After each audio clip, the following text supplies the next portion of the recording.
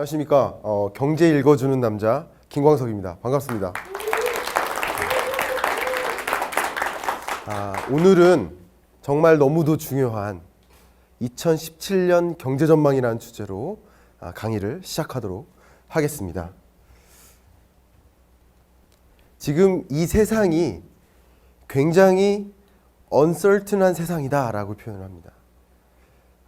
너무도 불확실성이 가득한 세상이다.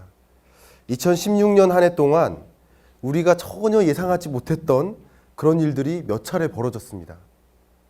하나가 예상치 못했던 브렉시트가 발생했고요.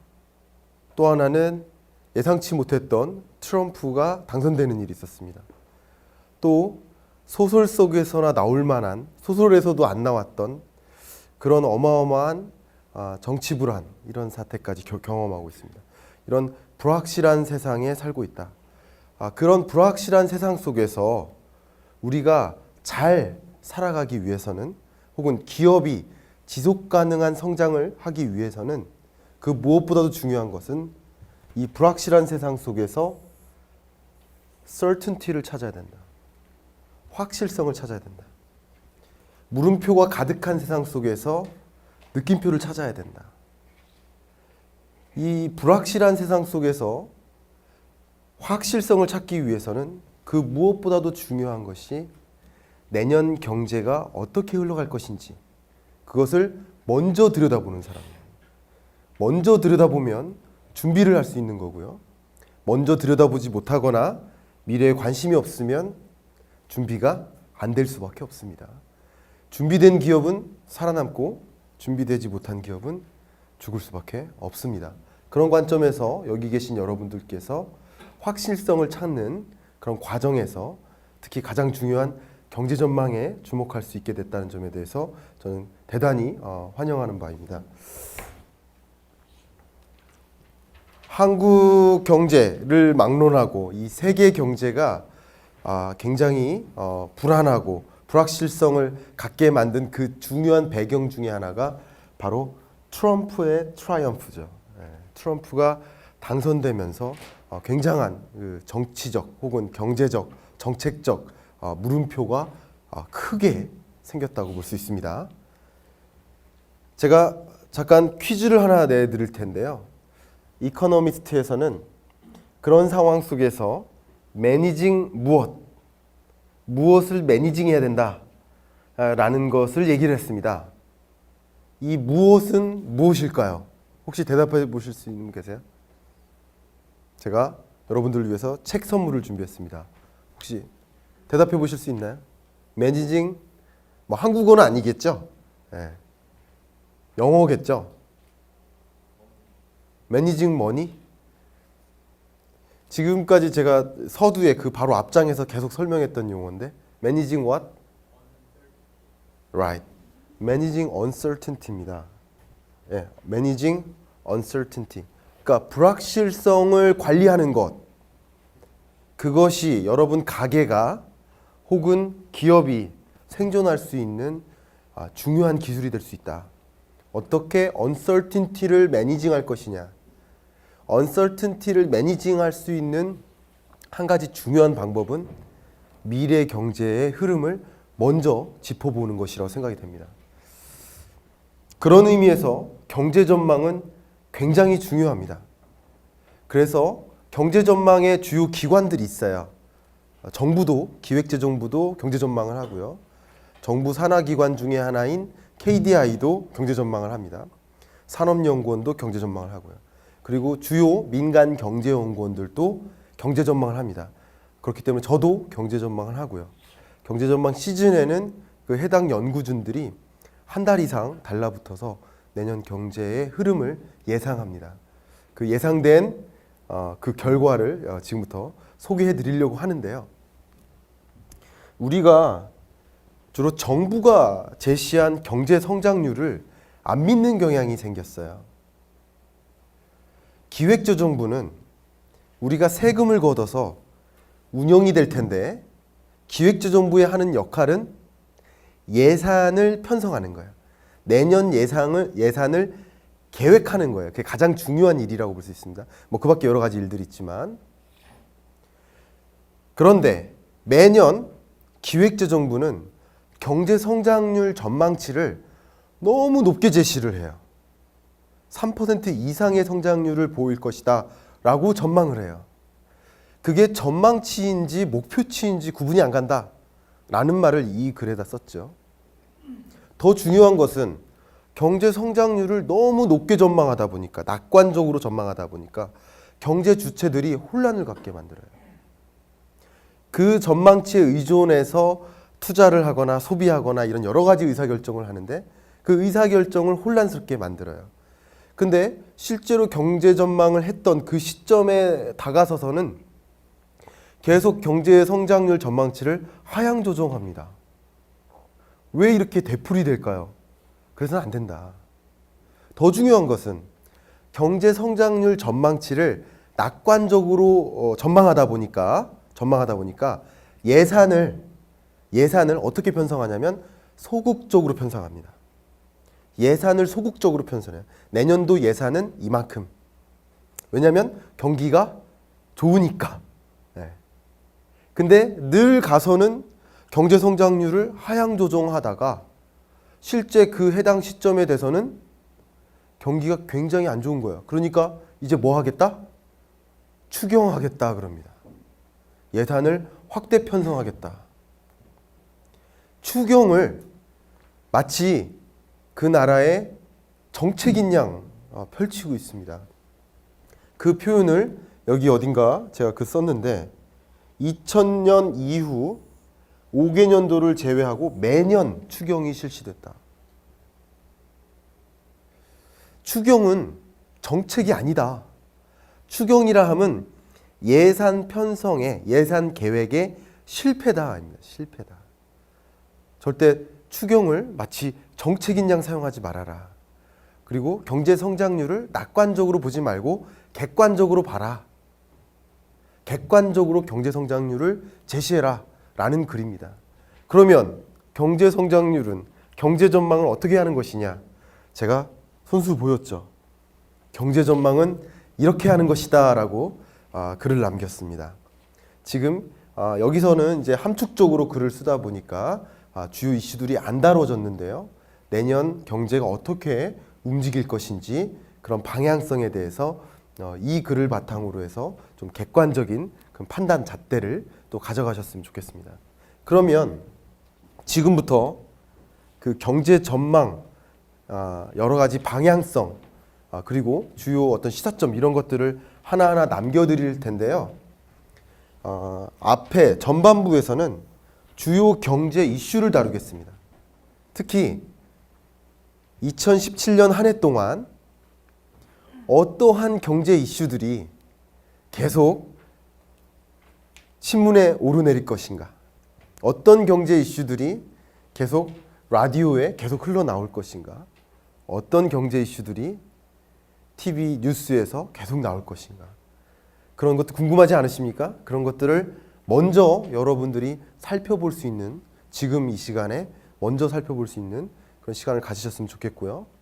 그 다음에 경제 전망에 대해서 또 파트 2에서 경제 전망 여러 가지 과정을 말씀드리도록 하겠습니다. 지금부터 여러분께서 주목하실 수 있는 최대 집중력을 발휘해서 한번 들어봐 주시기 바랍니다.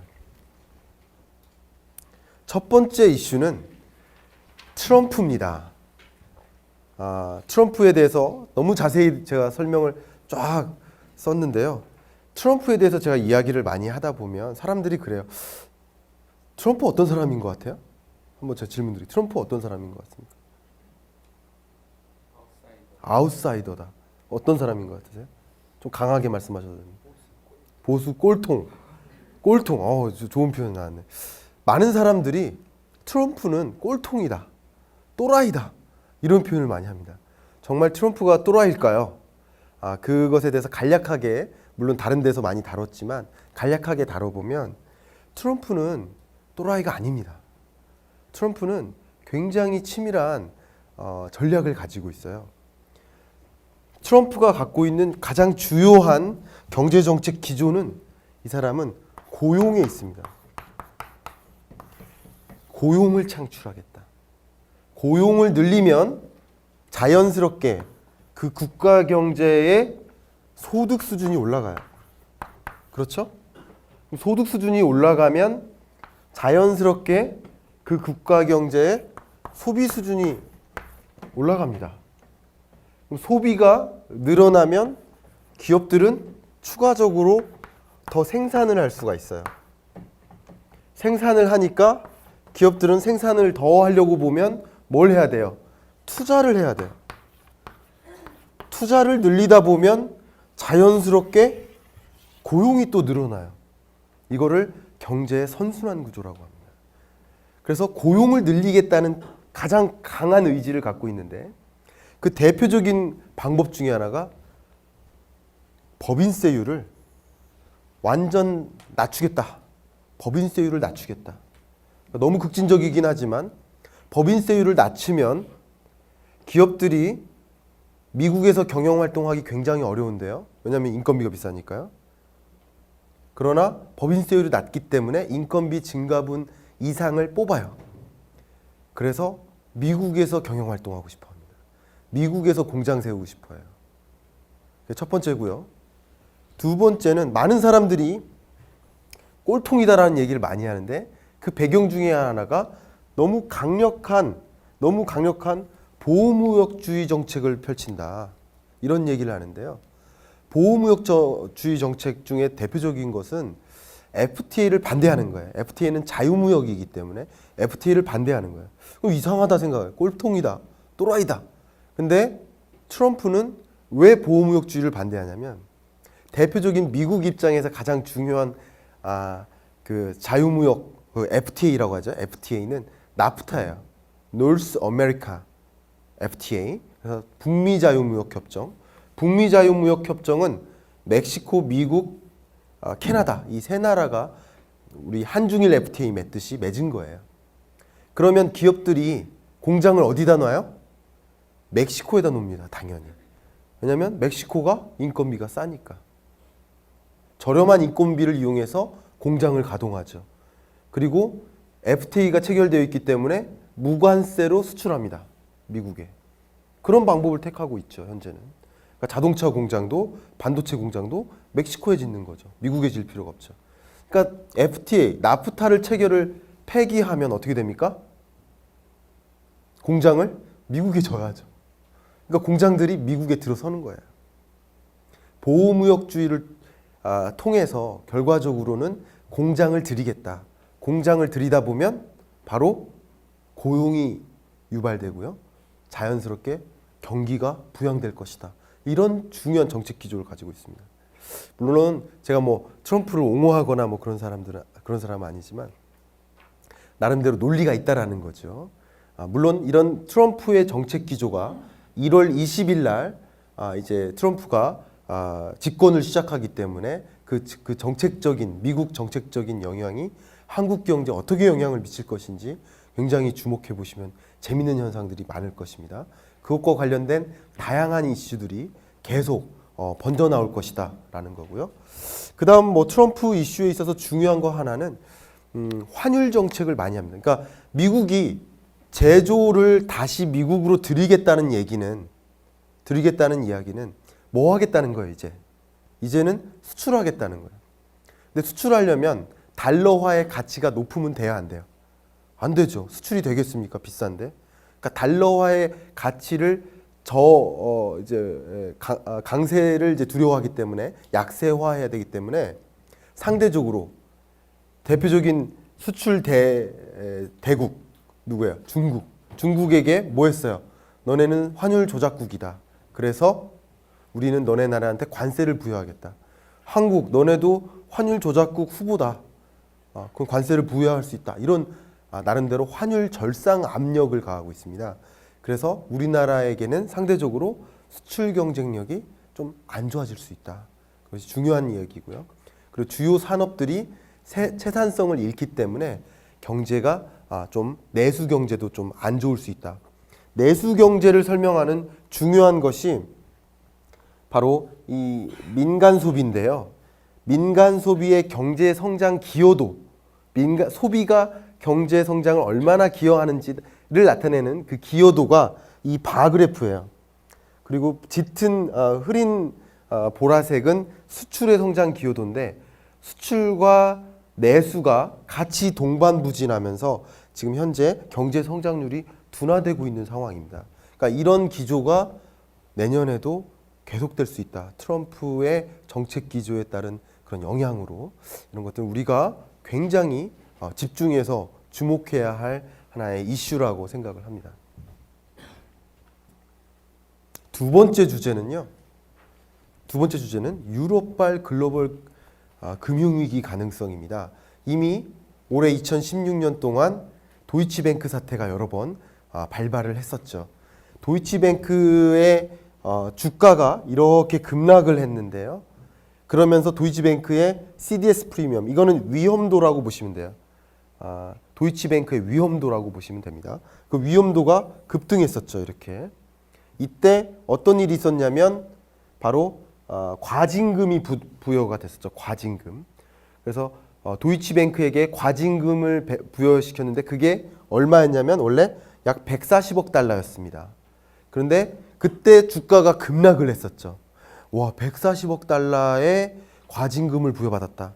근데 그 다음날 다시 반등했어요. 왜냐하면 최초에 부여받은 과징금만큼은 실제 과징되지 않더라. 기존의 여러 가지 결과를 보면, 다른 여러 가지 사례를 보면, 그래서 저희가 이제 추정해 봤는데 실제 과징금은 한 90억 달러 정도 될 것 같습니다. 그래서 상대적으로 영향이 덜한데 과징금이 결과적으로 얼마로 결정될 것인지 이런 것들은 우리 한국 경제에도 굉장히 지대한 영향을 미칠 것입니다. 주가도 당연히 출락거리고요. 이런 이슈들을 계속 팔로우하면 좋겠고요. 도이치뱅크 사태가 발생하면 그 파급 영향은 어마어마하다라고 주요 기관들이 얘기를 했습니다. 그 파급 영향이 어마어마하다. 2008년에 글로벌 금융위기 수준의 강한 파급 영향이 있다라고 얘기를 보통 합니다. 그런데 단 그 가능성은 상대적으로 낮다. 결론은 그렇습니다. 위기 가능성은 상대적으로 낮으나 위기가 발생하면 제2의 글로벌 금융위기가 올 것이다. 유럽발 금융위기가 올 것이다. 라는 이론이 가장 지배적이라고 볼 수 있습니다. 이것이 중요한 두 번째 이슈고요. 세 번째는 바로 보호무역주의입니다. 이미 우리 세계 경제에 보호무역주의가 좀 확대되는 경향이 나타나고 있는데요. 이미 보호무역 조치가 이렇게 최근 들어 확대되고 있는 모습을 확인할 수 있습니다. 보호무역 조치에는 다양한 것들이 있는데요. 예를 들면 대표적인 보호무역 조치 중에는 예를 들어서 이렇습니다. 환경, 너네 자동차는 환경 기준에 안 맞아. 배기가스가 이 정도 돼야 되니까 너네 제품은 우리나라가 수입할 수 없어 하면서 자국 산업을 보호하는 거예요. 또 요즘에는 대표적인 것이 화장품에 대해서 위생 검역 수준이 떨어져. 중국에서도 그래요. 그래서 한국에서의 위생 검역 수준이 떨어지니 우리나라의 위생 검역 절차를 따라야 돼 하면서 그렇게 하게 되면 어떻게 돼요? 시간 들죠. 비용 들죠. 그러면 기업 경영하기 좋습니까? 그러면서 자연스럽게 자기네 산업을 보호할 수 있는 거예요. 정말 재밌었던 보호무역 조치 중에 하나는 제가 얼마 전에 코트라에 강연 갔다가 코트라에서 제 강연을 들으러 오신 한 상무님이 계셨는데 이베이 코리아의 상무님인데 그분이 그런 말씀하시더라고요. 중국에서 보호무역 조치로 자국의 온라인 쇼핑몰 접속 속도가 0.2초 만에 접속이 되는데 G마켓 코리아 접속 속도를 20초로 만든대요. 그런 식으로 그러면 우리가 한국 온라인 쇼핑몰 이용할 수 있겠습니까? 한국으로부터 직구할 수 있겠습니까? 그러니까 그런 식으로 다양한 방법으로 보호무역 조치를 강행하고 있다. 그래서 1930년대 대공황이 있었을 때 경기가 회복되기가 굉장히 어려웠었던 이유 중에 하나가 글로벌 보호무역주의가 확산됐었을 때가 있었습니다. 그래서 우리나라에서 보호무역 조치 세우니 그래? 해보자는 거야? 우리나라도 니네 나라 제품 보호무역할래 하고서 서로 보호무역 조치가 확대되는 거예요. 그러면서 교역량 자체가 줄어들면서 생산 자체가 줄어들고 그러면서 경기가 회복되기 어려운 그런 여러 가지 이유 중에 하나가 바로 보호무역 조치였습니다. 실제로 되게 재밌었던 보호무역 조치 중에 하나는 미국의 사례인데요. 일본의 도요타가 굉장히 급성장할 때 미국 시장을 장악하려고 막 그 마켓 시어를 막 치고 올라갈 때 미국에서 어떻게 보호무역 조치를 했냐면요. 배기가스 기준을 갑자기 올렸어요. 그래서 예를 들어서 이 정도의 배기가스 기준을 충족해야만 미국에서 사용될 수 있다라는 기준을 갑자기 제시를 했어요. 근데 막 미국에서 도요타 자동차에 대한 수요가 굉장히 좋다 보니까 도요타가 생산 설비를 계속 증액해가지고 투자를 계속해서 생산량을 엄청나게 늘렸는데 갑자기 보호무역 조치가 발발을 하니까 어떻게 돼요? 전량 수거. 그래서 큰 충격을 받은 적이 있었죠. 뭐 이런 여러 가지 사례도 있습니다. 보호무역 조치가 굉장히 우리 경제의 견조한 성장을 좀 저해할 수 있는 그런 역할을 할 수 있을 텐데 특히 트럼프가 그 강력한 그 보호무역주의자죠. 그래서 그 보호무역주의가 굉장히 확산되는 이 현상이 2017년 경제에 굉장히 주목할 만한 이슈가 될 것입니다. 그런데 더 중요한 것은 이런 보호무역주의가 확산되는 과정에서 우리 경제가, 우리 정부가 어떻게 대응하는가 그것도 잘 눈여겨보셔야 됩니다. 이미 트럼프가 당선되기 전에 10월 29일 날 이때는 트럼프가 당선될 거라고 생각도 안 했었죠. 이때 우리가 계속 한중일 경제통상관 장관 회의를 이제 실시하고 있는데 이때 주로 논의했던 그 바로 주제가 보호무역주의 확산에 대해서 우리 공동 대응하자 이겁니다. 공동 대응하기 위한 여러 가지 조치들을 어떻게 하자라는 합의를 좀 만들었고요. 지금 열심히 논의하고 있습니다. 어떻게 대응해 나갈지. 그 대응 과정에 대해서도 기사들이 나오거나 기획재정부에서 보도자료가 나오면 또 재밌게 읽어보시면 2017년 경제가 상당 부분 눈에 들어오실 거라고 저는 믿습니다. 다음 2017년 경제를 많이 들었다 놨다 할 만한 중요한 또 이슈가 바로 국제유가입니다. 잠깐 배경을 말씀드리면 제가 이미 부동산 시장 전망할 때 그 프레임을 이미 말씀드렸었는데 모든 가격은 뭐에 의해서 정해진다? 수요와 공급에 의해서 정해진다. 인건비 때문에 가격이 올라간 거예요. 이거 아니라는 거죠. 수요와 공급에 의해서 정해진다. 국제 유가도 역시 원유에 대한 수요와 공급에 의해서 정해진다. 그럼 수요는 뭐예요? 세계 경기가 계속 불황이다 보니까 특히 중국 경제의 성장률이 계속 침체되다 보니까 원유에 대한 수요가 있어요, 없어요? 줄어드는 거죠. 원유에 대한 수요가 줄어들어요. 수요는 부족한 거예요. 그런데 특히 미국에서 어떻게 합니까? 셰일가스다. 기존에는 채굴하지도 않던 그런 오일을 이제 채굴하기 시작했죠. 그러면서 생산량이 늘었습니다. 그리고 그런 생산량 말고 대체 에너지, 신재생 에너지, 뭐 풍력, 태양력 이런 다른 에너지 자원에 의존을 하다 보니까 수요도 원유에 대한 수요가 더 줄어드는 상태에서 셰일가스가 개발되고 셰일 오일이 개발되죠. 그게 국제 원유 시장에 공급이 되기 시작했어요. 공급량이 많아지는 거죠. 더 중요한 것은 가격이 떨어지다 보니까 오직 원유만 팔아서 먹고 사는 나라들이 어떻게 해요? 생산량을 늘려요. 참 아이러니하죠. 왜 그럴까요? 자, 제가 이런 식으로 설명을 많이 해요. 제가 우리 집이 한 달 살려면 100만 원이 필요해요. 만약에. 근데 제가 초코파이를 만들어서 파는 사람이다.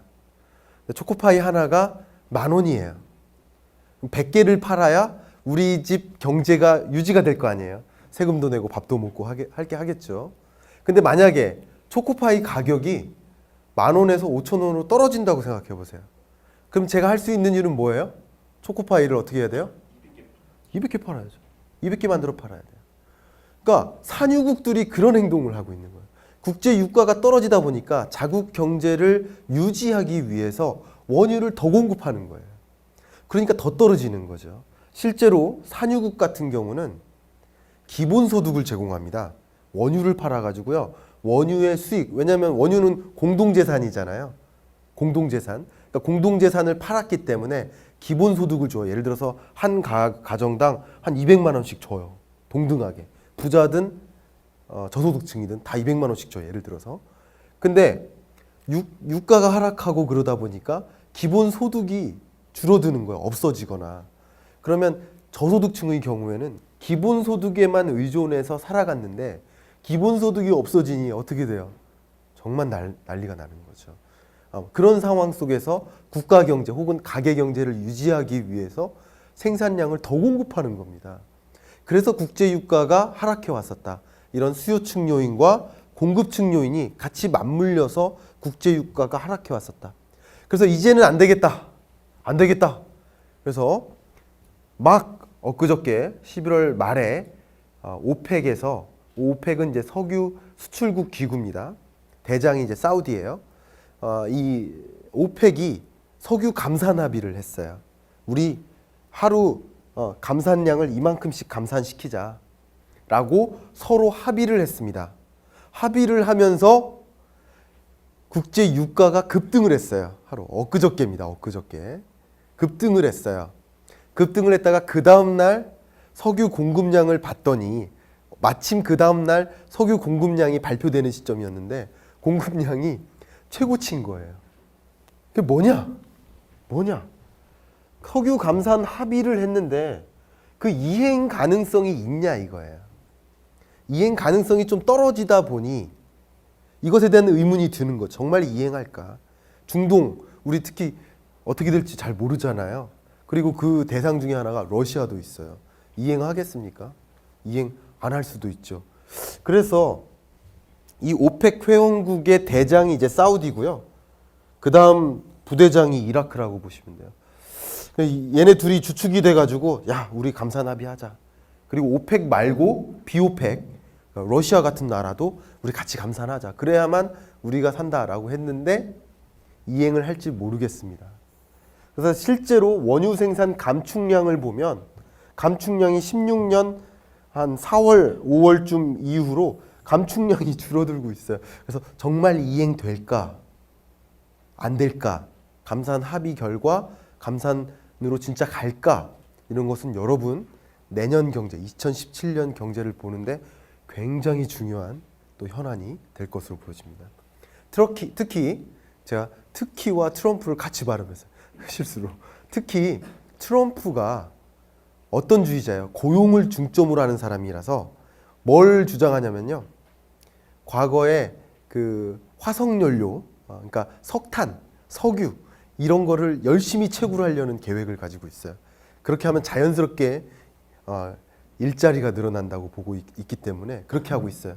그래서 또 역시 석유 공급량이 어떻게 움직일지 그것에 따라서 국제 유가의 향방이 바뀔 것이다. 이렇게 이해하시면 될 것 같습니다. 다음 5번째 이슈까지가 좀 무겁습니다. 더 5번째 이슈는 중국 경제의 리밸런싱입니다. 이게 중국어로는요. 제가 개인적으로 중국어를 좀 할 줄 압니다.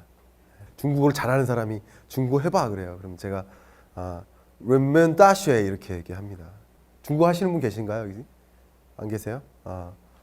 그 제가 한번 학회 같은 그런 일정 때문에 중국에서 한 2주 정도 머무른 적이 있었는데 그게 이제 머무른 장소가 인민대학교예요. 인민대학교에서 머무르는데 밖에 나가려면 택시를 타잖아요. 근데 돌아오려면 반드시 인민대학교를 중국어로 말할 수 있어야 돼요. 영어를 잘 못 알아들으시니까. 그래서 제가 엄청나게 연습했어요.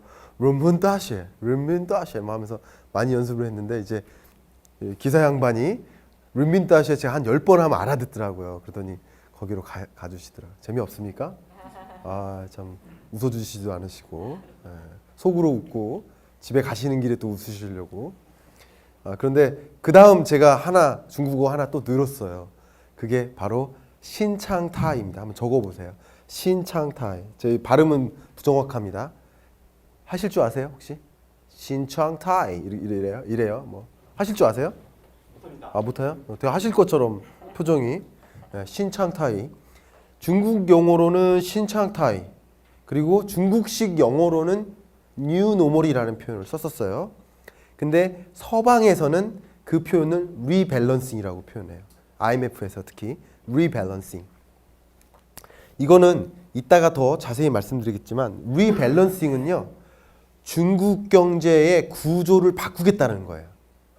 세 가지인데요. 세 가지인데 하나는 경제 구조를 바꾸겠다. 어떻게?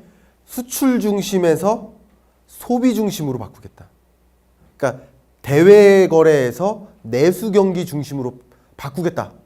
이건 선진국형 모형입니다. 선진국형 모형. 이게 하나고요. 두 번째는 산업 구조를 고도화하겠다. 어떻게? 제조업에서 서비스업으로, 로우테크 산업에서 하이테크 산업으로, 그리고 저부가가치 산업에서 고부가가치 산업으로 이동시키겠다. 경제 구조를 바꾸고 산업 구조를 고도화하는 과정에서 우리는 고성장에서 저성장으로, 저성장은 아니죠. 중성장, 죄송합니다. 고성장에서 중성장으로 성장 속도가 둔화되는 것을 받아들일 것이다. 이것도 역시 선진국형 모형입니다. 중성장. 왜냐하면 중국 경제가 한때는 얼마나 성장했어요? 14%까지 성장했었어요. 지금은 성장 속도가 대략 한 6.5% 정도 됩니다.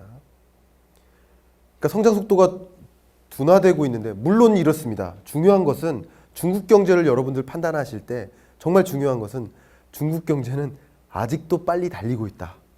그러니까 6.5% 성장 속도는 어마어마한 속도다라는 것은 잊지 마세요. 왜요? 일본 같은 경우는 성장률이 지금 0%대예요. 0.5 뭐 이 정도 됩니다. 유럽은요? 유럽은 마이너스입니다. 유로존이 마이너스예요. 성장률이 마이너스예요. 그리고 미국 같은 경우는 한 2 정도 됩니다. 1.9, 2 뭐 이 정도 됩니다. 대략. 한국은 대략 올해가 한 2.5 정도 됩니다.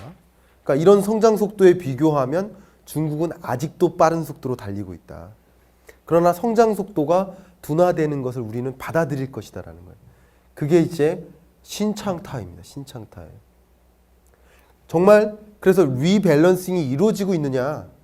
여기 보시면 이것을 성장 기여도라는 단어를 이해하시려면요, 이 값을 더하면 됩니다. 더하면 몇이에요? 7.0이죠. 2015년 1분기가 성장률이 7.0이었어요. 근데 2016년 성장률은 1분기 성장률은 더하면 몇이에요? 6.7인가요? 마이너스 1.4니까. 그죠? 6.7이죠. 성장 속도가 7에서 6.7로 둔화되고 있는 모습이에요. 1분기 기준으로. 그래서 근데 성장 기여도를 보면 내수가 5.7%였는데 8.1%로 올라섰어요. 반면에 수출의 성장 기여도가 1.3이었는데 마이너스로 전환됐어요. 이게 뭐예요? 대외 거래 중심, 수출 중심에서 뭐로 가겠다? 소비 중심으로, 내수 중심으로 가겠다 하는 그런 리밸런싱이 이루어지고 있는 상태다. 그걸 아시면 좋겠고요. 성장 속도는 이렇게 향후에도 둔화될 것으로 보여집니다. 2017년에도. 그런데 중요한 것은, 자 여기서 주목하세요. 중요한 것은 중국 경제가 고성장할 것으로 판단하고 기업들이 적극적으로 돈을 빌려가면서 공장을 때려줬어요. 공장을 때려짓고 설비 투자를 마구 들렸어요. 다시 말하면 공장에 기계를 자꾸 사들였어요. 그래서 생산량을 계속 늘려왔어요.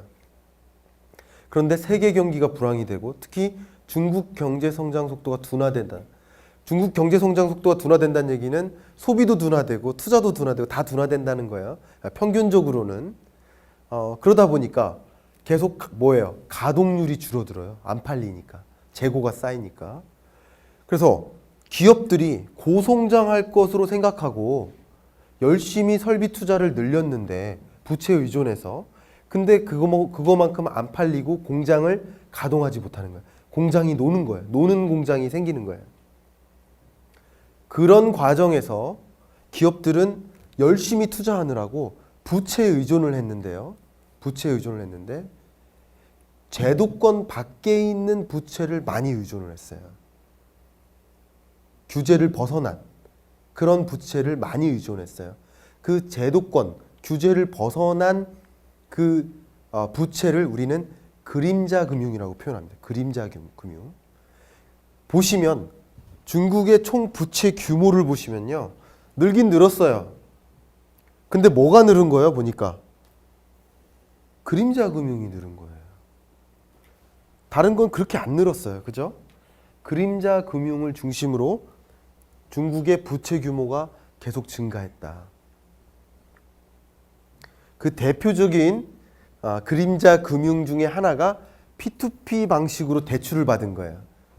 P2P 대출은 이제 지난 부동산 전망 수업할 때 들으신 분은 다 기억을 하시겠지만 P2P 대출 방식에 의존해서 P2P 대출 방식은 이제 금융기관을 거치지 않는 거예요.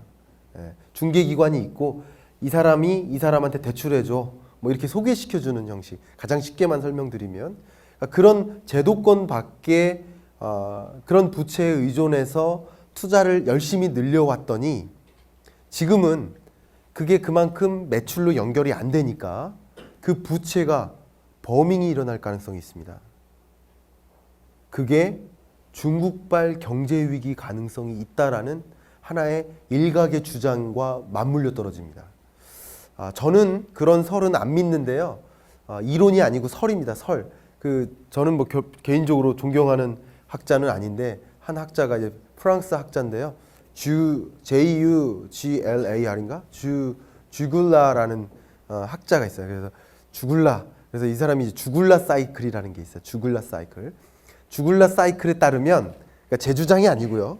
주글라 사이클에 따르면 매 10년마다 글로벌리 큰 위기가 온다라고 주장하는 사람이에요. 실제로 1997, 8년에 무슨 위기가 있었어요? 아시아 외환 위기가 있었죠. 우리나라 IMF 위기. 그리고 2008년에 뭐가 있었어요?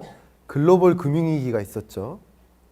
그리고 또다시 2017년, 18년에 중국발 위기가 올 것이다라고 주장을 하는 거예요. 그런 주장의 배경은 바로 그림자 금융에 있습니다. 그래서 이것이 문제가 된다. 중국에서 이걸 어떻게 컨트롤할 것이다. 이런 것들이 굉장히 중요한 현안이 될 것이고 이게 만약에 통제할 수 없는 수준으로 간다면 특히 우리가 경착륙이라는 표현을 쓰죠. 연착륙 못하고 경착륙하게 되면 중국발 위기 가능성도 분명히 있고요.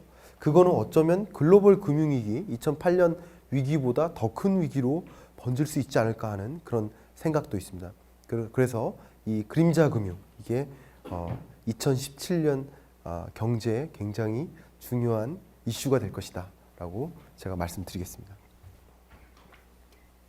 여섯 번째는 이제 5개 끝났어요. 이제 6번째는요. 신흥국 경제의 회복입니다. 이것은 좀 긍정적인 포인트죠. 보시면 IMF 전망치에 따르면 신흥국 경제 성장 속도가 이렇게 회복될 것이다 라고 보고 있습니다.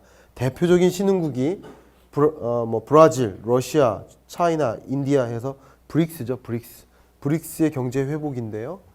신흥국 같은 경우는 주로 뭐 팔아서 먹고 사는 나라예요? 정확합니다. 예. 예? 자원, 예, 원자재. 다시 말하면 미국은 스타벅스에서 커피를 파는 서비스를 제공해서 먹고 사는 나라라고 한다면 신흥국들은 커피를 농사져서 먹고 사는 나라다. 커피 콩을 농사짓는 나라다. 이렇게 이해하시면 가장 빠르지 않을까 생각이 되는데 예를 들어서 신흥국에서는 석유를 그냥 와서 캐가세요 해서 그걸 팔아먹고 사는 나라고 우리나라는 석유를 사와서 가공해서 석유 화학 제품을 파는 나라죠. 가솔린과 디젤을 파는 나라예요. 우리나라는. 그래서 석유 수입액보다 석유 가공 제품이 더 많죠. 네, 우리나라는 그걸로 먹고 사는 나라예요. 그러니까 이렇게 신흥국과 선진국의 구조가 좀 다른데 신흥국은 원자재와 원유 혹은 여러 가지 자원 이런 것들을 파는 나라인데 잠시 후에 보시겠지만 원유 가격과 자원의 가격이 상승 속도를 보입니다. 다시 이 16년 초에 저점을 찍고요. 완만한 회복 속도를 가집니다. 그러다 보니 이제 경기가 회복되는 것도 있고요. 그 밖에 여러 가지 요인들도 함께 있습니다. 그런데 역시 제가 반어적으로 썼죠. 회복은 회복인데 중요한 것 하나는 자금 유출이다. 그래서 제가 바로 이제 다음 주 월요일 날 미국 기준금리 인상 그리고 그것의 파급 영향이라는 주제로 이 자리에서 아마 강연을 할 것 같은데요. 기준금리 인상 여부에 대한 판단이 미국 시간으로 13, 14일 날 결정됩니다. 그렇게 되면 이제 금리가 뭐냐, 기준금리가 뭐냐 이런 질문들 굉장히 많이 하시는데 어쨌든 금리를 여기서 그 얘기를 다 해드릴 수 없으니 그때 한번 정리를 해드릴 텐데 금리가 인상된다는 얘기는 미국의 달러의 가치가 올라간다는 얘기예요. 그러면 신흥국, 높은 성장률을 보이는 신흥국에 투자됐던 자금이 상대적으로 달러의 가치가 이렇게 올라왔죠. 특히 15년 12월에 뭐 했어요? 기준금리 인상했죠. 지금 작년 이맘때 기준금리 인상했습니다. 그때 신흥국의 통화 가치는 떨어지죠. 반대로 달러의 가치는 올라갑니다. 둘의 격차가 벌어지죠. 벌어지면서 뭐가 일어납니까? 자금이 유출됩니다. 자금 유출의 아픔을 우리는 겪었죠. 1997, 8년에 외환위기를 겪었죠. 그러니까 신흥국들의 경우 우리나라는 그런 것을 덜 겪을 겁니다. 제가 그때 가서 따로 정리를 하겠지만 근데 신흥국 같은 경우는 그런 자금 유출의 압박을 견뎌야만 하는데 견디지 못하는 신흥국들이 생길 거라는 거죠. 실제로 2015년 12월에 기준금리를 인상했을 때 총 자본 유입이 이렇게 크게 준 적이 있어요. 그래서 2016년에도 더 줄 것인가 17년에는 어떻게 될까? 그래서 신흥국을 중심으로 급격히 자금이 유출되면서 외환위기 비슷한 현상들이 몇 개 나라에서 발생할 가능성이 있고요. 그것이 결국 우리나라는 그럼 괜찮지 않느냐? 우리나라 40%를요 신흥국에 수출합니다. 아시아 신흥국만. 우리나라는 아시아 신흥국만 우리나라 총 수출의 40% 이상이 아시아 신흥국에 가요. 그 밖에 다른 신흥국도 있지만 신흥국 수출이 악영향을 받을 것이다. 물론 기준금리 강의를 할 때 그때 다 정리를 하겠지만 그러면 신흥국들도 기준금리 올려서 격차를 좁힐 수 있지 않느냐? 그렇게 하기가 어렵습니다. 왜냐하면 경기를 부양시켜야 되는 또 중요한 원칙이 있기 때문에 그러니까 그 두 가지 중에 하나를 선택해야 돼요. 경기를 계속 부양시킬 거냐, 자금 유출을 막을 것이냐. 굉장히 어려운 선택. 그래서 그걸 견디지 못하는 나라들이 결국은 위기가 발생되고 신흥국발 위기가 또 올 수 있다. 이것은 정말 2017년에 또 여러 가지 위험들이 도사리는데 또 중요한 위기가 될 것이다 라는 말씀을 강조해서 드립니다. 이제 조금 국내로 넘어오겠습니다. 국내의 중요한 경제 이슈, 7번째 경제 이슈는 구조조정입니다. 2016년은 제가 경제 이슈를 한번 정리해 드렸죠. 그때 하나가 주제가 원샷법이었죠. 원샷법을 발효를 해서 결과적으로는 산업의 구조조정을 시작한 시점이다. 2016년은 산업의 구조조정이 시작된 해고요. 2017년은 산업의 구조조정이 본격화되는 시점이에요. 우리나라는 전통적으로 심지어는 1990년대 후반 1988에서 그 시대 때 우리나라의 주력 수출 품목이 뭐였습니까? 주력 수출 품목 신발, 그리고요 가발, 그리고요 섬유 맞습니다. 이런 것들이 그 당시에 우리나라 주력 수출 품목이었어요. 한마디로 경공업. 그러다가 그때는 우리가 후진국이었다고 표현한다면 1990년대 후반이 되면서 점점 중진국으로 성장하죠. 놀라운 성장 속도를 보이면서 중국만 14% 성장률을 찍은 게 아니라 우리나라도 14%를 찍은 때가 있었어요. 놀라운 성장 속도를 보이면서 중진국 대열에 합류합니다. 그러면서 인건비가 비싸지죠. 비싼 인건비를 가지고 신발 팔을 수가 없어요. 섬유 팔을 수가 없어요. 운동화 팔 수가 없어요. 가발 못 팔아요. 인건비가 너무 들어서. 경쟁력이 없는 거죠. 그런 것들은 다른 신흥국의 산업을 내줍니다. 내주면서 우리나라는 중화학공업으로 이전합니다. 중화학공업.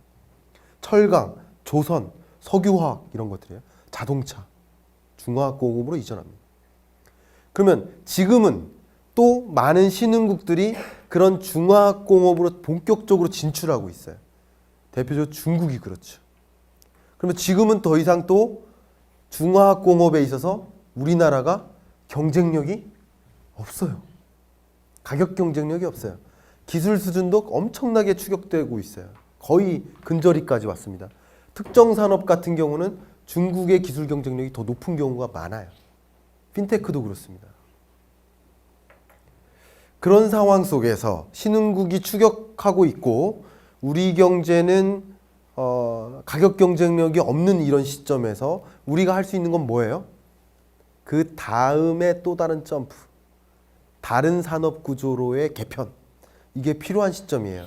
그래서 2016년에 원샷법을 발의를 했고 더 이상 경쟁력이 없을 것 같던 주력 산업, 해운, 조선, 철강 이런 산업을 구조조정하기에 이르릅니다. 그것이 이제 본격화되는 것이 2017년이고요. 그러나 저는 이런 표현을 많이 써요. 그것은 근본적으로 우리가 산업 구조를 고도화시킬 수 있는 긍정적인 요인이다. 그건 뭐냐면 장기적으로 그렇다는 거예요. 장기적으로. 그러나 2017년 한 해는 가슴앓이를 해야 돼요. 사랑을 하지만 냉정한 내 차가운 머리로는 이 연인과 헤어져야 된다는 판단을 할 때가 있습니다. 그런 경험들을 하셨나요, 혹시? 저는 제 사례는 아니고요. 그런 경험을 해야 될 때 헤어져야 되는 건 알겠지만 단기적으로는 굉장히 아픈 가슴앓이를 하죠. 그런 일이 2017년에 벌어질 것입니다. 이미 시작됐고요. 뭐냐면 그 가슴앓이가 바로 인력의 유출입니다. 인력의 유출. 이미 말씀드려봤었지만 저도 경남에 한번 갔었는데요. 한 공장에 갔습니다. 조선 공장에 방문을 했는데 대략 한 5, 600명 정도가 일할 만한 중견기업, 중소기업, 중기업 정도가 공장이 있었는데 거기에요. 한 명이 근무하고 계시더라고요. 한 명. 한 명이 누굴까요? 예? 사장님? 아니에요. 사장님은 보통 근무 안 하죠. 그럴 때. 경비 아저씨죠. 경비 아저씨 한 명이 근무하시더라고요. 인력 구조 조정, 인력 유출이 발생하는 거예요.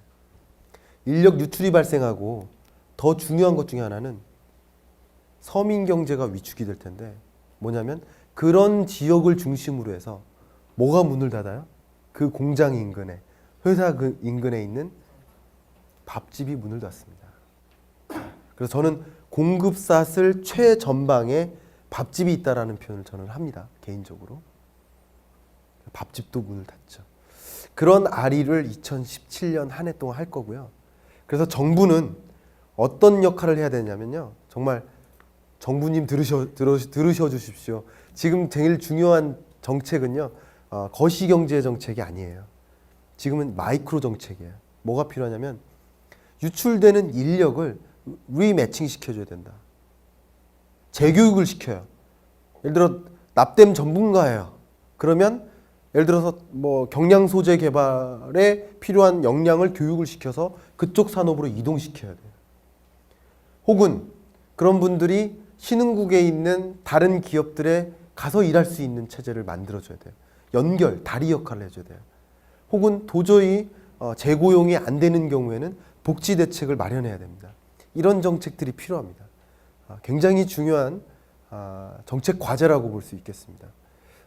그런 정책들이 어떤 정책들이 나올 것인지 이런 것들 굉장히 면밀히 좀 주시해 주시면 2017년 경제를 먼저 들여다보는 그런 분이 될 거라고 생각이 됩니다. 이미 그런 분들을 어떻게 재고용시킬 것인지 어떻게 교육수단을 활용할 것인지 그런 논의가 많이 되고 있는 시점이라고 볼 수 있겠습니다. 아시겠죠? 8번째 이슈는 또 김영란법의 어떤 파급 영향이라고 볼 수 있습니다. 김영란법이 도입되는 과정에서 저도 막 굉장히 많이 같이 일을 했었는데요. 이 김영란법의 근본적인 취지는 부정을 막자는 거예요. 선물을 막자는 게 아니에요. 그런데 부정을 막자는 취지인데 마치 과대 해석을 하는, 마치 내가 우리 부모님한테도 선물하면 안 되나? 우리 회사 동료한테 선물하면 안 되나? 이런 좀 과대 해석을 하는 경향들이 많아졌어요. 그래서 그것들로 인해서 선물 수요가 급격히 줄었습니다. 줄었는데 가장 크게 경제 충격으로 자리 잡는 것은, 우리 경제를 볼 때 항상 뭐 하라고 그랬어요? 제가 그 시점을 전년 동기랑 비교하라고 그러셨죠. 그래서 그 비교가 가능한 시점이 1월입니다. 1월. 올해 1월. 2017년 1월이죠. 2017년 1월에는 설 연휴가 있는데요. 설 연휴 때 특히 이런 선물, 자, 한우, 인삼. 저도 개인적으로 인삼 제 돈 주고 안 사 먹습니다. 누가 사주면 먹지, 제가 뭐 그런 능력이 안 돼서요. 인삼 같은 거 선물 받아야만 먹고, 홍삼도 마찬가지고요. 그런 제품 같은 경우는 전체 생산액에서 선물의 비중이 56%가 넘어요. 그런 제품은, 그러니까 그런 경우는 특히 충격이 더 심할 것이다라는 거죠. 산업마다 다를 텐데 그 선물 비중이 높은 그런 산업, 아무래도 사과보다는 배고요. 지금까지는 그렇죠. 그리고 뭐 화훼, 그리고 뭐 임산물, 뭐 이런 것들, 한우, 이런 것들이 실제로 선물 수요가 1월 달에 크게 줄면서 전년 동기 대비 소매 판매액이 많이 줄어들 것이고, 이게 서민 경제에 영향을 미칠 것이다 라는 생각이 듭니다. 그래서 지금 이제 정책적으로 해야 될 만한 일들은 그 대상에 대한 오해를 갖지 않도록 하는 거, 누가 정확한 대상이고 이런 거래는 해도 됩니다 라는 그런 적극적인 홍보, 이런 것들이 더 필요한 시점이 아닌가, 뭐 그런 생각을 많이 해봅니다. 이제 9번째 이슈입니다. 참 9번째 이슈가 이제 더 이상 이슈가 안 될 수도 있고 계속 이슈가 될 수도 있는데, 그게 내일이죠. 내일 탄핵의 결과가 어떻게 될지 나올 텐데요. 저도 굉장히 궁금합니다. 근데 2014년에는요 세월호 참사가 있었죠. 그리고 2015년에는 메르스 사태가 있었습니다. 여러분 기억하실지 모르겠지만 그 해당 참사 사태 때마다 소매 판매액이 엄청나게 줄었어요.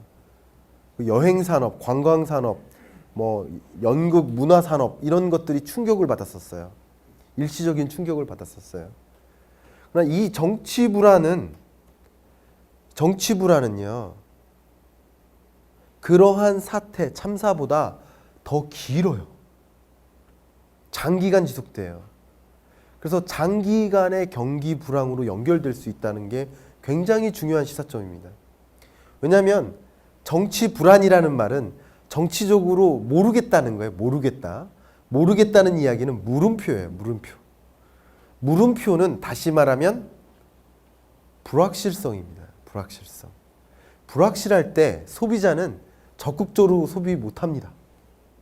불확실할 때 소비자는 적극적으로 투자하지 못해요. 확실해야만 해요. 특히 내구 소비를 못해요. 그렇기 때문에 기업들도 적극적으로 투자할 수가 없어요. 적극적으로 생산할 수가 없어요. 그러니까 소비 심리도 위축되고 투자 심리도 위축됩니다. 그것이 실제로 경기 충격으로 영향을 줄 것이고, 이게 더 중요한 것은 장기화될 때 상당한 영향이 있을 것이다 라는 걱정이 됩니다. 저는 개인적으로는 정치 중립적인 사람이라고 이야기를 합니다. 정치적으로는 중립적이기 때문에 저는요 그냥 탄핵이든 하야든 정말 뭐가 어떻게 됐든 빨리 결정이 됐으면 좋겠어요. 그냥 뭐가 됐든 어쨌든 결정이 됐으면 좋겠어요. 결정이 안 된 이 시점은 굉장히 불확실성을 낳고 우리 경제의 회복을 굉장히 지연시킬 수 있다. 아주 중요한 이슈라고 생각을 합니다. 이것도 내년 경제에 있어서도 아주 중요한 영향을 미치는 변수다. 마지막으로 10번째 중요한 이슈는 제가 어느 강연에 갔는데 강연 끝나고 이제 제가 나가는 길에 한 분이 질문하시더라고요. 제가 핀테크가 뭐예요? 그러시더라고요. 근데 좀 어린 학생이었는데 내가 설명을 잘못했구나 이런 생각을 많이 했는데 핀테크에 대해서 간단하게만 말씀드리면 핀테크는 피는 이제 파이낸스 금융이고요. 테크는 IT 테크놀로지. 그래서 그것의 그 복합어라고 볼 수 있어요. 그래서 금융과 IT 테크놀로지의 결합, 그걸 이제 핀테크라고 볼 수 있습니다. 가장 대표적인 핀테크가 인터넷 전문은행 이런 거예요. 그리고 모바일 결제 시스템 이런 게 대표적인 핀테크라고 보실 수 있습니다. 아시겠죠? 제가 많이 강조했던 가장 중요한 핀테크로 자리매김할 그 산업은 바로 그 기술은 블록체인입니다. 블록체인에 대해서 제가 뭐 1시간 동안 얘기해도 모자란 시간이라서 제가 다 말씀 못 드리겠지만 이미 다른 강의에 이제 정리는 해놓긴 했습니다. 제가 뭐 무료가 아니라서 제가 권유해 드릴 수는 없고요. 어쨌든 블록체인이라는 기술을 먼저 알아가셨으면 좋겠습니다. 굉장히 스스로 학습을 하시더라도 블록체인 기술 굉장히 중요합니다. 어쨌든 2017년 한 해 동안 제가 이 이슈를 우리 연구진들하고 같이 경제 전망을 하는 과정에서 한 달여간 경제 전망을 하는 과정에서 내년 경제의 중요한 이슈가 뭘까를 고민할 때 물론 10가지만 갖고 논의하진 않았겠죠. 한 30가지 이상을 가지고 논의를 하다가 10가지를 추린 거라고 볼 수 있는데 솔직히 고백을 하자면 10번째 이슈는 억지로 넣었습니다. 너무 긍정적인 이슈가 없어가지고 뭐 하나라도 좀 긍정적인 걸 넣어보자 해서 솔직히 말하면 고백하자면 조금 억지로 넣은 경향이 있습니다. 9가지 기존 이슈들하고 조금 레벨이 안 맞죠. 산업적인 이슈니까. 그러나 그래도 요거 하나는 그래도 긍정적인 이슈가 될 것으로 보여지는데요. 수많은 스타트업들이 핀테크에 열중하고 있고요. 뭐 블록체인뿐만 아니라 여러 가지 종류의 핀테크에 열중을 하고 있고요. 금융기관이 더 이상 금융기관이 아니라 IT 기관 같아요. IT 기업 같아요. IT에 엄청난 투자를 하고 있습니다. 제가 한 달 전에 농협에 가서 블록체인을 주제로 강연을 하러 간 적이 있었는데 IT 센터가 따로 있죠. 어마어마한 건물에 정말 몇천 명이 일하는지 모르겠지만 어마어마한 건물에 그 IT 센터가 있더라고요. 저는 좀 많이 놀랐는데 실제로 눈으로 보니까 더 놀랐어요. 근데 IT 센터 같은 경우는 내비로 안 잡힙니다. 여러분 아세요? 위성으로 관측이 안 되게 해놨어요. 왜냐하면 폭파시키거나 전쟁이 났을 때 그러면 큰 혼란이 초래된다고 합니다. 뭐 그런 것 때문에 위성으로 관측이 안 돼서 그날 이제 강연하러 가는데 저는 항상 한 10분 전, 20분 전에 도착하려는 사람인데 이게 내비가 근처에 도착을 했는데 길 한복판에 딱 차가 멈추더라고요. 어디로 가야 되나. 그래서 엉뚱한 데다 주차를 해놓고 한 20분간 통화하면서 걸어갔는데 제가 그 회장님 앞에서 제가 늦었었던 기억이 갑자기 나네요. 어쨌든 금융기관이 이제 더 이상 금융기관 당연히 금융기관이지만 이제 더 이상 금융 쪽 투자보다는 IT 테크에 대한 투자가 되게 강화되고요. 또 이런 전통적인 ICT 기업들이 이제는 금융산업으로 또 진출하는 거예요. 산업 간의 벽이 허물어지고 있는 이런 시점입니다. 그런 시점이에요. 그러면서 정부의 핀테크 육성책으로 기름질을 한다. 어떻게? 이미 핀테크를 육성하기 위해서 2015년 뭐 그 전부터도 열심히 작업을 했지만 2016년 10월 24일 얼마 전에 2단계 핀테크 발전 로드맵을 발표를 합니다. 첫 번째는 규제 제도 혁신이고요. 신기술과 금융의 융합을 선도하도록 지원을 하고요. 각종 핀테크 생태계를 활성화시키기 위한 제도적인 보완, 정책적인 지원을 하기로 한 로드맵을 발표를 했습니다. 특히 아까 말씀드렸던 그 블록체인 있죠.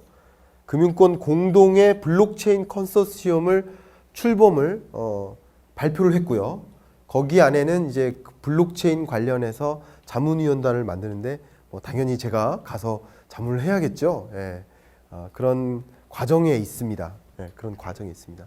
그래서 핀테크 발전의 본격화, 이것이 하나의 중요한 산업적인 하나의 패러다임 변화가 일어날 것이라고 보여지는데, 제가 최근에 이런 핀테크나 블록체인이나 이런 주제로 좀 최근에 신산업 주제로 강연을 많이 다니는데, 그때 제가 마지막에 반드시 하는 말이 있습니다.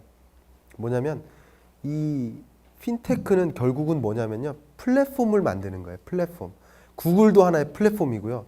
페이스북도 플랫폼이라고 보면 돼요. 카카오톡도 역시 플랫폼이죠. 지금은 2017년부터는 기업의 경쟁력이 더 이상 제품이나 서비스에 있지 않다. 이제 기업의 경쟁력은 플랫폼에 있다. 플랫폼을 선도적으로 구축하고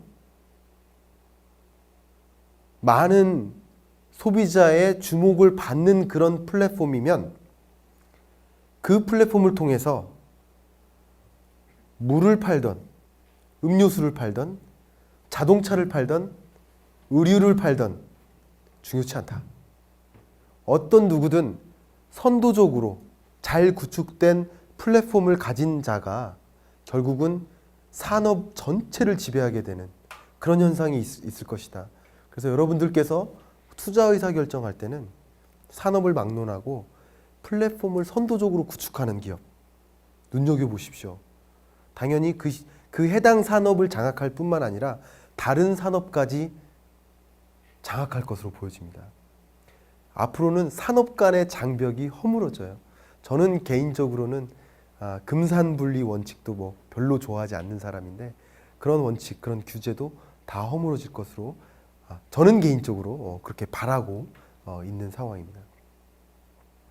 그래서 여러분들도 투자 의사결정하실 때 반드시 어떤 플랫폼을 잘 구축해서 그 플랫폼을 통해서 매출을 연결시키는지, 그런 점을 꾸준히 눈여겨보신다면 또 투자 의사결정할 때 상당한 도움이 될 것이라 생각이 되고, 또 여러분이 스스로 경영하신다고 하더라도, 여러분들이 서로 먼저 창업을 하신다 하더라도 어떤 방법이든 그런 플랫폼을 잘 구축할 수 있을까, 그런 연구를 많이 하시면 좋을 것 같습니다.